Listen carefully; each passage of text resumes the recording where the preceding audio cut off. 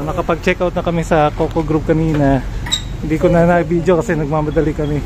Ngayon ay soli na namin dito sa PLS Motorcycle Rental. Ayan si Mrs. Cruz. Yan sila mga nagre-rent din ng mga motor. So mag-lunch muna kami, then bili ng ferry ticket. Then sasakay sa ferry going to Dumaguete. So lunch time. Dito kami uli sa Joel's Lechon Manok. Order ako ng sitaw with some pork. Si Rachel is a lechon manok and lumpiang toge. Then one rice, one Sprite, one kahapon pa yan. Actually 2 days ago pa yan. Pero yung laman niya araw-araw pinapalitan. Then after this punta na kami sa ticketing office ng mga ferry. Then sakay na ng ferry. Expected na alis namin is 2 PM, 1 o'clock na, kaya nagmamadali na kami. Thank you. Update. Pabalik pa kami sa City Airport. Bibili muna kami ng ticket dito sa Montenegro Shipping. So ito yung ticketing office niya. Dito niya siya makikita. Paglabas lang naman to ng port. Ayan, sila pa rin mga nagpapaarkila ng mga tricycle, mga pedicab, mga jeep.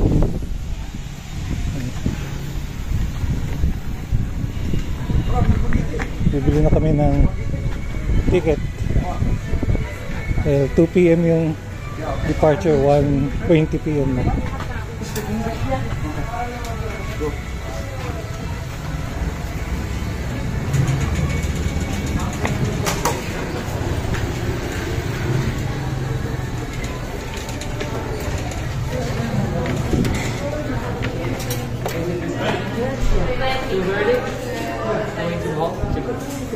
Sama-sama na pala dito yung mga iba't ibang ferry boat. So naka-indicate naman dito yung mga counter niya. Then kukuha muna kami ng queue number. May queue number dun. May 130 pa. Suma sa 130? Pag bibili kayo ng ticket, kailangan ng ID. Then kukuha muna kayo ng queuing number. Pipiliin nyo kung sasakyan nyo, kung Ocean Jet, Montenegro o Allison. So ang sasakyan namin Montenegro, alis ng 2 PM. So kukuha muna ako ng queuing number. There are beautiful things to look at. Montenegro. Ay. Kala ko touchscreen eh. Okay. Ito po. Thank you. Wala sila nag-numbering po sana. So, ito yung number ko, 223. 223. So, serving to 221. So, number 2 is 223. So, dito ako sa Montenegro. Montenegro, Ocean Jet, Allison, Anika line pala. Yung Anika line, yung Fastcraft. Yung Allison, Roro, yung Ocean Jet, Fastcraft, then Ocean Jet, Fastcraft, yung Montenegro, meron siyang Fastcraft, meron din siyang Roro vessel. So, hintayin ko lang yung queue number ko. 1, 2, 3.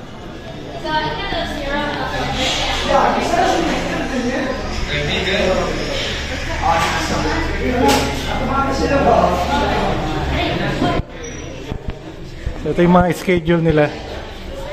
Anika Star going back to Dumaguete ito from Siquijor. Allison, Ocean Jet.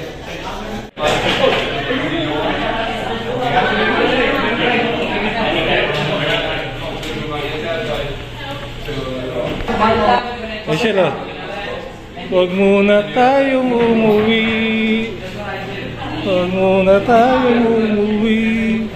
Mundo'y tahimik. So ito yung per ticket niya. Per schedule. So kukunin namin 2 PM. Kumuha ako ng queuing number, hindi na pala tinatawag, pipila na lang pala. Hihintay akong tawagin pero walang tumatawag. Ayan, nakabili na ako ng ticket. Ayan, pupunta na kami sa terminal. May isang port.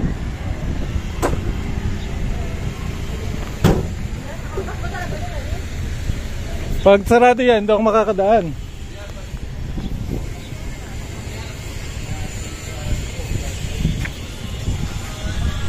So ito ngayon ang sitwasyon dito sa Siquijor Port. High tide na siya ngayon, kaya mataas na yung tubig ng dagat. Nung dumating kami 2 days ago, low tide, wala pang tubig to. Ngayon meron na.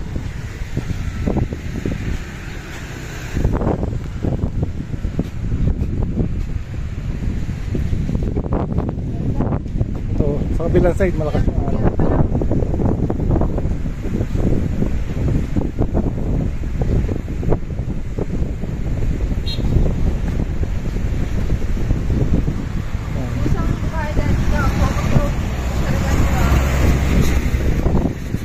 Naligaw ako kanina, nakati kami doon sa ginagawang building na yun. Medyo malakas na yung alon kasi high tide na. High tide na, malakas na alon. Ito yung port ng Siquijor, yung pinaka entrance nya. Diyan dumadaan yung mga vessel na isasakay sa Roro. Dito na may mga passenger lang.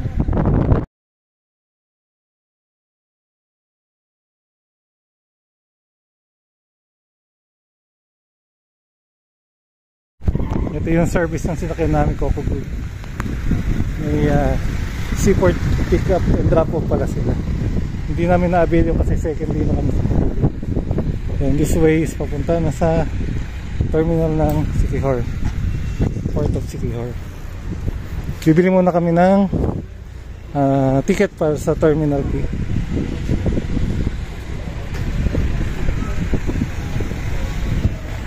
Port of Siquijor.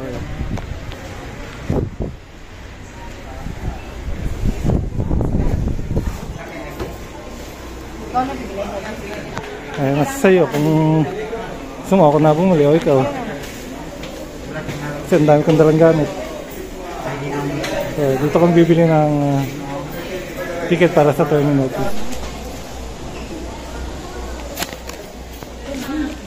Ticket is 14 pesos.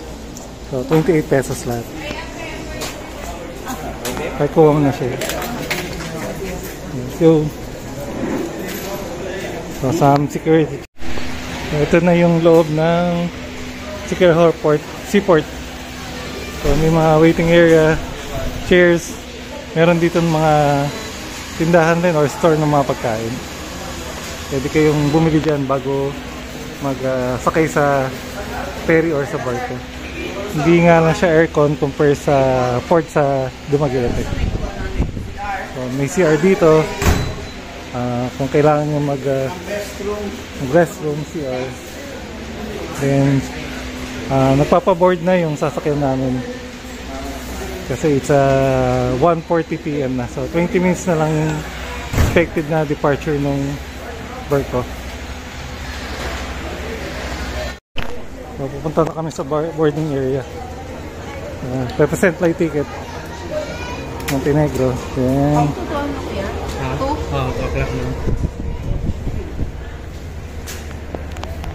punta na kami sa ferry.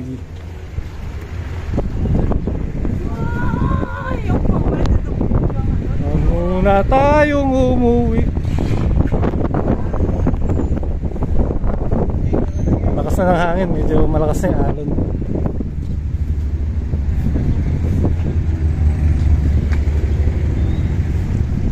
Maria Josepa, hindi ito yung nasakyan namin nung una kami nagpunta dito. Hindi yan, iba yun, parang Batangas siya tayo. Yan, Maria Josepa. Ito yung parking area para sa mga Roro vessel na sasakay sa then may parating na fast crab, yung Anika Star yan, fast crab. 45 minutes lang ang biyahe pag yan. Ayan, kakarga na ng pick up. Kami ay karga na sa Maria.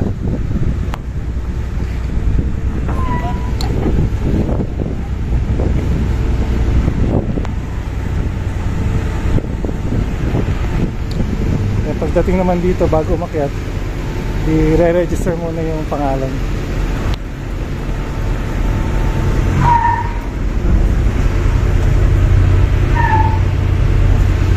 Pagsakay ng barko, nararamdaman mo na yung konting dizziness kasi gumagalaw na.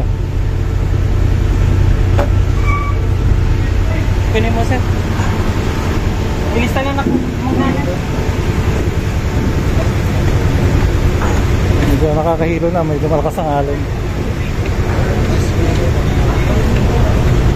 Chill, mauna na ako.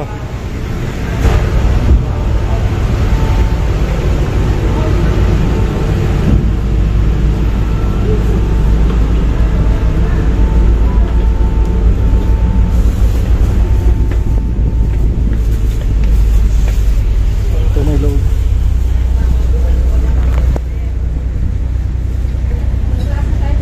Ha? Saan mo gusto? Taas?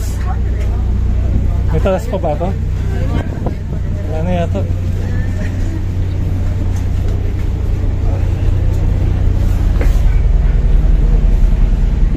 Ikaw, saan mo gusto? May taas pa to. Wala na, ito lang. Wala na ba? Ito lang. So, settle down na kami. Puna muna kami. Ito yung itsura ng loob. Ito naman yung sa Pascrap, Ocean Jet. Darating lang din. Pascrap. Yung fare naman para sa Pascrap is around 400 yata hanggang 450. So, mas mahal siya. Pero mas mabilis naman yung biyahe. So kaya naka-aircon yata yun. May portion na air condition, meron naman portion na non-air condition. So yun yung Ocean Jet from Dumaguete to Siquijor. Ayan, nagdi-disembark na sila. Disembarking na yung mga pasahero ng Ocean Jet. So sa likod nilalagay yung mga bagahe nila for additional fee yata na 50 or 100. So inuuna muna yung mga maliliit, ay mga malalaki.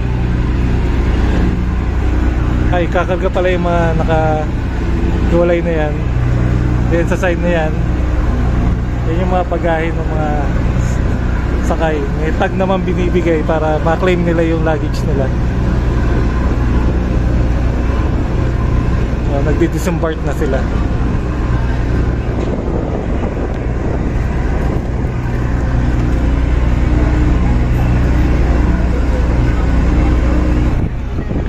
Ikot muna tayo sa barko. So yun nga, nakapag-disembark na yung Ocean Jet. Kakarga naman niya ngayon yung mga bagong baggage ng mga pasahero. Yan, kakarga niya doon sa likod. May mga porter naman. So lalabas na sila papunta doon sa Siquijor.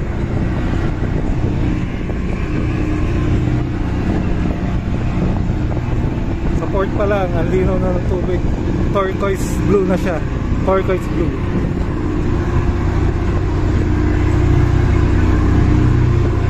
Ito yung loob ng barko. Malaki din siya. Ro-ro vessel. Pwedeng passenger at the same time. Pwede ring cargo or not naman cargo. Pang ro-ro vessel.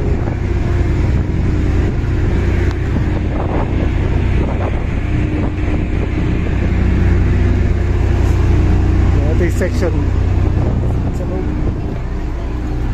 So in a few minutes lalayag na rin yung ferry. Si Mrs. Cruz nahihilo na. Bonamin na siya. Bonamin anti-hilo.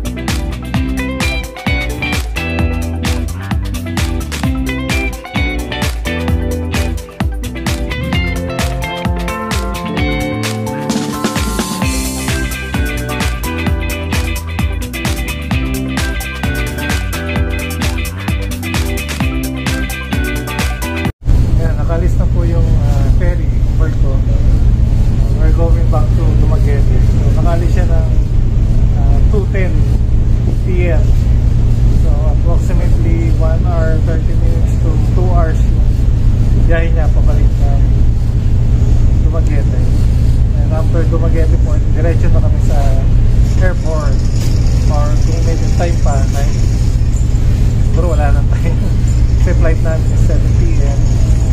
Tingnan lang natin kung ano meron sa Dumaguete. Si Rachel nahihilo na. Bonamita. See you. We are fast approaching Dumaguete City. So from here nakikita ko na yung mga building.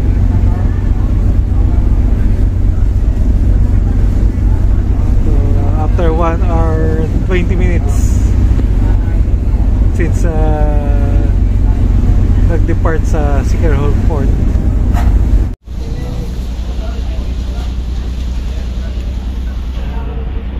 Arriving at Dumaguete Seaport.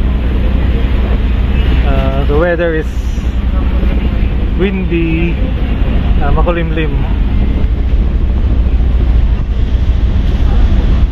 We just disembarked from the ferry boat and heading towards the port terminal. So we say thank you, Rachel. Thank you for the wonderful vacation. Just give me my money. Give me Give me money. my money. Ito, Coast Guard yata ito. Hindi sure. So, just arrived here in Dumaguete Port. Napakamahal na ship nun. Daan, Dibu. Alin? Pag motor, sasakay mo, papunta ng... Yung motor, papunta ng Dumaguete. Hindi, Ay, yung motor. Dumaguete. Papunta Siquijor. Oh, babayad ka siguro mga 800 hanggang 1,000. So, dito na yung famous Dumaguete Boulevard or yung Rizal Boulevard. Doon tayo galing, Rachel. Oh. So may I love Dumaguete. So ha. By the way guys, ito nga pala yung Silliman University. And punta na kami sa airport. We booked the Grab trike from the application Grab. So yan si Manong ang naging driver namin. Going back to the airport, papas namin yung Silliman University. Ito yung port area, yung sa kabilang side. Silliman University.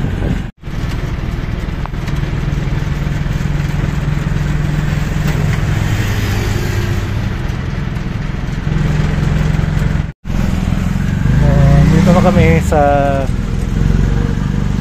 Dumaguete Sibulan Airport. So it took us around 15 minutes galing dun sa boulevard ng Dumaguete.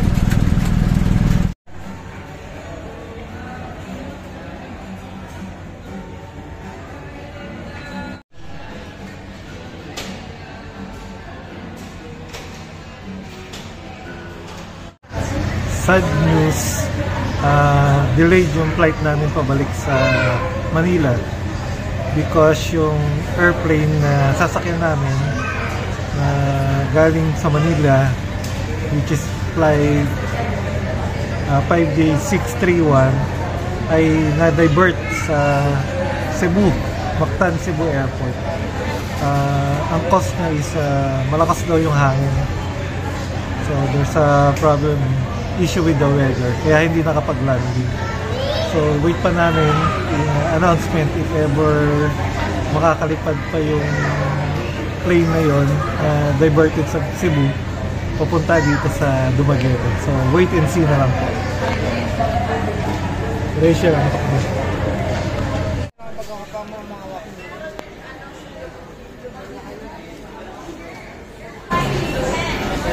Ay, mali. Ay, mali.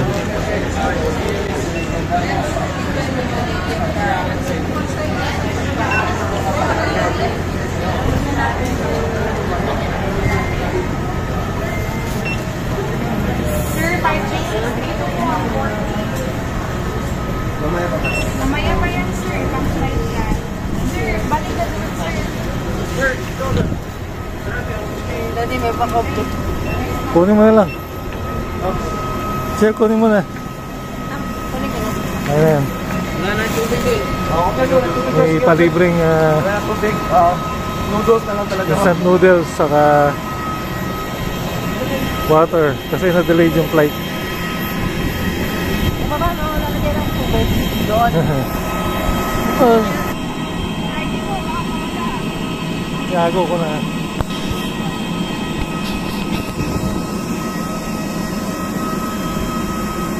So finally, magbo-boarding na kami pabalik na Manila.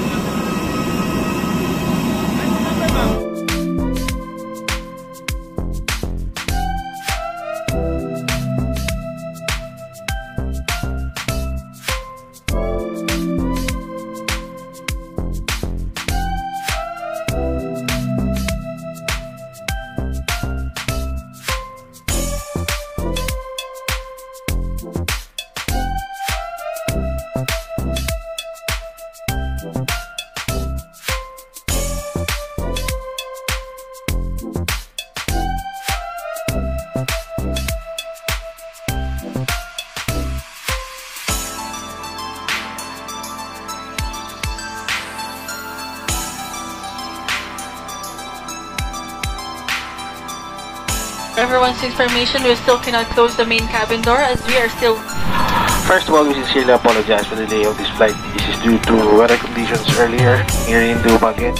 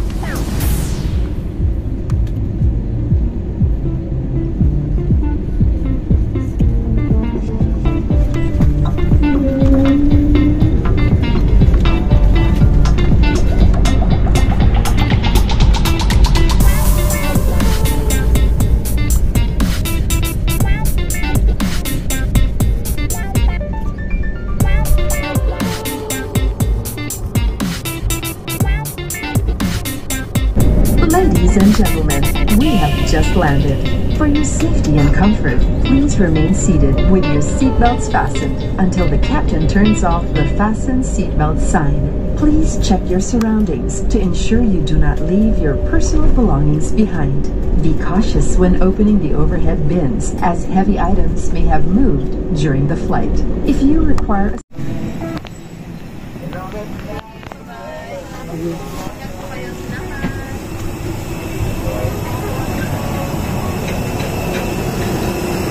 Just landed at Naiya Terminal 3. Delayed yung flight ng 3 hours.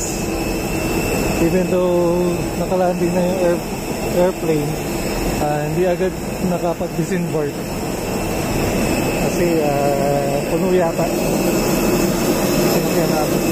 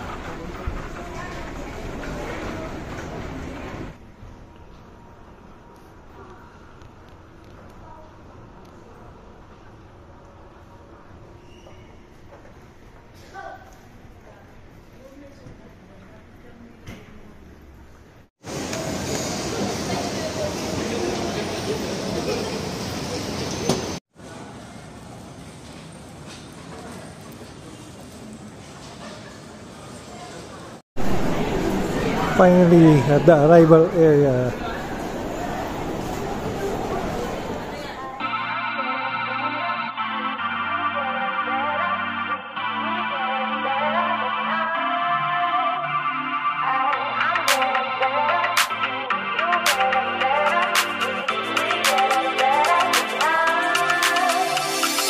We just got to keep it rolling. There's no time to be wasting. I'd just rather move it along.